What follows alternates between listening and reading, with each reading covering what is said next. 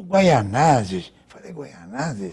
Mas tem isso aqui em São Paulo? Onde ficam esses nomes ali? E por que você está aqui, filho? Porque meu pai não tem dinheiro para me dar de comer. Até me emociona quando eu falo isso aí.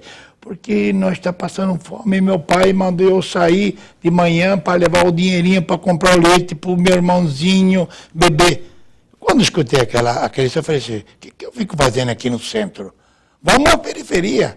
Vamos criar uma organização que banque, que apoie, que eduque, que dê de comer, que capacite, que dê futuro para essa juventude.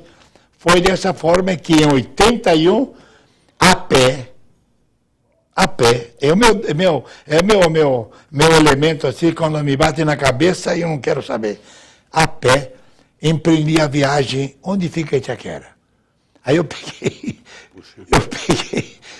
ali pelo Brasil, aí, pelo Belém, aqui havia já um pouco, uma radial, que não era radial na época, depois pela Aricanduva, eu demorei um dia, mas cheguei em Itaquera. E aí quando eu vi aquilo, que a carência, a necessidade, o medo que o povo vivia por ali, eu falei, é aqui que eu fico.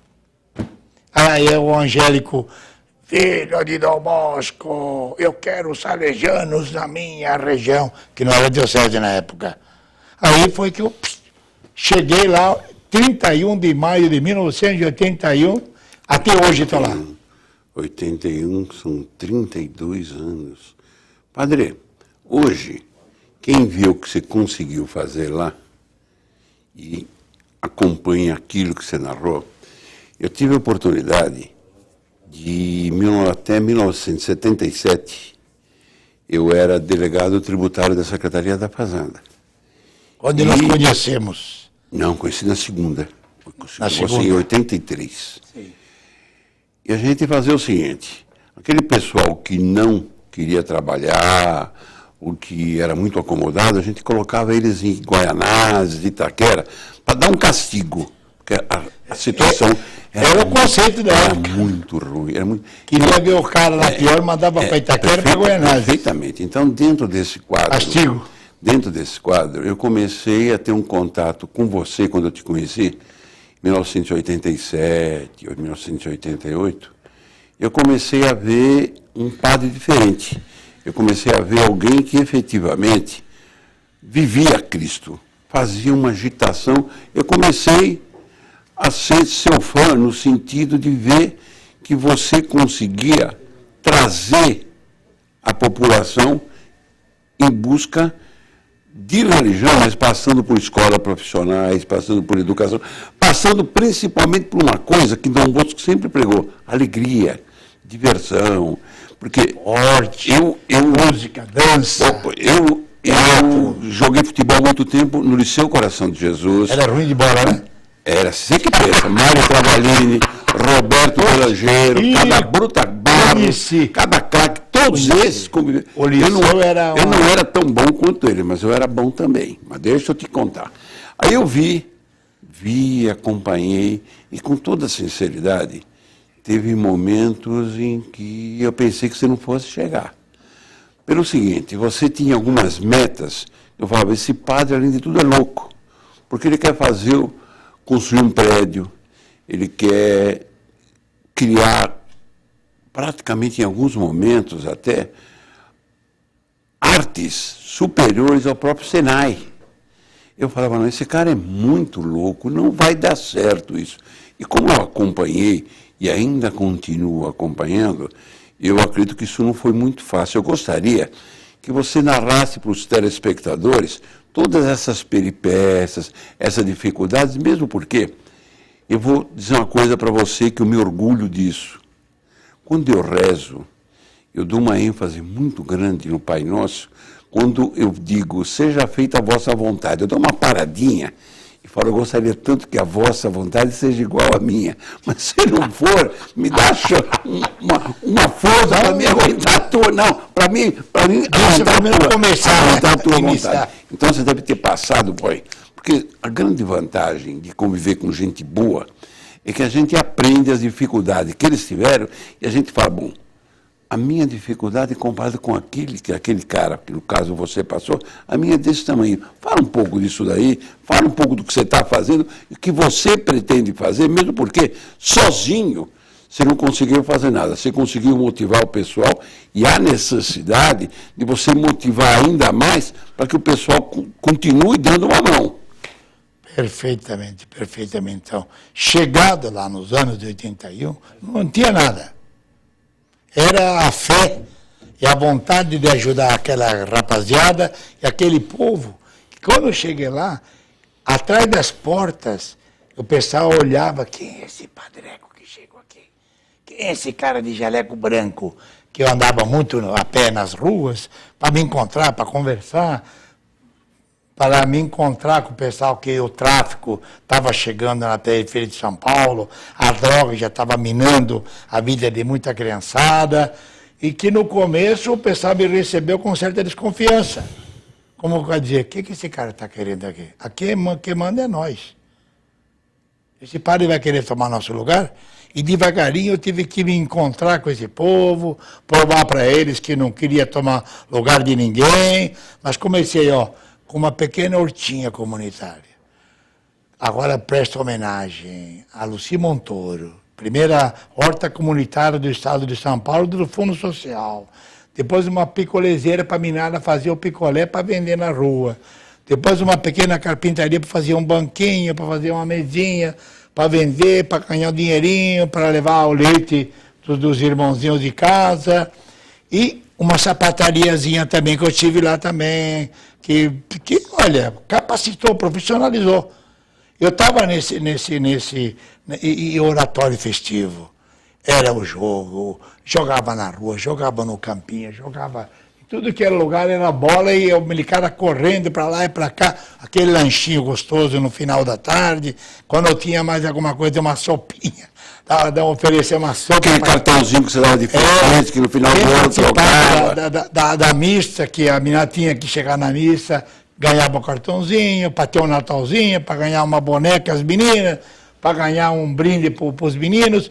Foi nesse movimento que a obra ela foi nascendo, ela foi crescendo, foi assustadoramente se desenvolvendo. Quando um dia eu recebi os alemãos lá, os alemãos que veio, mas reverendo, como é que você faz? Qual é o futuro disso? O que você quer? O que você precisa? Falei assim, doutor, tem um sonho, que é o sonho de Dom Bosco. Eu quero montar oficinas para que essa garotada um dia não precise mais de mim e nem precise de nós, mas que eles tenham autonomia, que tenham futuro, que tenham sua família, que tenham um bom emprego, que tenham como sobreviver dignamente, sem vender droga, sem usuário, sem estar perdendo até a vida. Que era muito comum matar jovens, era o tempo da rota na rua, naquela época lá, aquele tempo terrível, não é isso? Então foi assim. Eu dizia para os alemãos, eu quero uma escola profissional, eu quero oficinas, eu quero mecânica, eu quero marcenaria. Começava, ainda era datilografia, aquela coisa toda antiga. Mas cadê o projeto? Cadê? O que o senhor tem escrito aí? Eu só tenho na cabeça, no papel nada. Então, o senhor tem uma semana. Nós estamos indo embora para a Alemanha, endereço, telefone, escreva o projeto. Só alemão, Vitor. Mandei o projeto, não deu uma semana depois, veio o telefonema. Começar a obra, dinheiro, começar a obra, e surgiu esse primeiro prédio, que está hoje lá, com o BMZ da Alemanha, com a Procuradoria da Alemanha, o padre Herder, alguns amigos que também eram sonhadores como nós, que me deram recursos e que nós montamos o primeiro pavilhão. Mas você sabe que muitas vezes você coloca os teus colaboradores em dificuldade, né? Eu que o diga. Eu lembro bem que recentemente eu estava numa solenidade de uma formatura, quando apareceu um garoto, ele vinha do Circo Soler para te dar um abraço. Temos 7 no Circo Soler. Sim, mas você fez aquele subir no palco e você disse, olha, esse garoto foi disputar um certame de capoeira E eu fiz uma promessa para ele, Ivan, que se ele ganhasse o campeonato nacional, eu o mandaria para a Dinamarca. E foi para Dinamarca. E ele foi e ganhou. Aí, quando ele chegou para mim e viu o preço da passagem, eu liguei para um deputado, que por coincidência sou eu, dizendo o valor. E eu não tinha o valor. Aquela semana eu tinha tido um contato com o Abílio Diniz, do Pão de Açúcar. Ele prontamente deu as passagens, ele foi, e hoje ele é um dos artistas principais do Circo de Soler. São coisas... Está casando na Alemanha esses dias. É. Me convidou para o casamento. Mas são coisas que, de repente, aquilo que Albert Einstein disse bem, Deus não joga dadinho com o universo. Coincidência não existe. Ele faz as coisas acontecerem e, de repente, as coisas acontecem. Agora, eu tenho acompanhado a tua luta, tenho acompanhado os teus sonhos, tenho visto e sentido que esses sonhos vão se realizando, mas muitas vezes falta tutu. Como é que a comunidade pode te ajudar? Porque, primeiro, eu sempre digo, quando o pessoal me apresenta a dificuldade, eu falo, vai conhecer o que o padre Rosalvino fez em Itaquera. Essa é uma obra que merece admiração, respeito e imitação. Porém, padre Rosalvino, nada cai do céu. Fala um pouco do que você está fazendo agora. Victor, a providência de Deus, ela nunca falha. É preciso, é o tal do bote fé dessa juventude agora que foi ao Rio de Janeiro. Bote fé, no sentido de que nós temos que chegar no Rio de Janeiro, nós temos que mostrar que a fé é um valor que ela tem que acontecer e a fé está em cada um, em cada pessoa, em cada ser humano. Esse é um dado nosso, como seguidor de Dom Bosco, né? Que na época o Papa lhe deu cada missão que seria impossível, mas que ele, Dom Bosco, com a humildade dele, com aquele busca-busca, que ele era um bom buscador, o nome já fala, igual você, né? É mais ou menos do nosso lado, é que as coisas vão, a gente diz, mas como aconteceu? Como foi que nós tivemos essa parceria? O seu caso, que você não tinha divisórias no prédio novo essa história eu não gostaria de contar. O padre Rosalvino chegou para mim e falou, Vitor, você tem algum amigo que pode me dar as divisórias nessa obra? Tenho.